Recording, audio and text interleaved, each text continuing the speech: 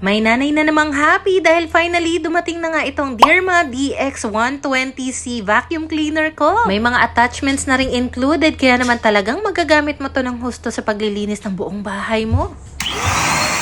Inuna ko na ngang i-vacuum itong mga pinagtutuklap sa pader ng mga anak ko at kasi hoda malalaking tipak yan kinaya dahil alam nyo ba 16,000 PA lang naman yung suction power nitong vacuum from Derma. 5 meters na pala yung haba ng cordon nito kaya hindi mo nakakailanganin gumamit pa ng extension cord at this time ginamit ko naman itong pointed nozzle para naman matanggal ko yung mga agi, yung mga alikabok dito sa mga sulok na hindi makuha ng mga simpleng walis-walis lang. Next na ikakabit ko naman itong brush attachment para malinisan ko naman itong Korean blinds at magagamit mo nga rin ito lalo na kung yung i-vacuum mo mga uneven or hindi pantay na surface. Talaga namang effective ito at magagamit mo talaga sa paglilinis ng buong bahay kaya kung bet mo nitong Derma vacuum, yung link na sa baba.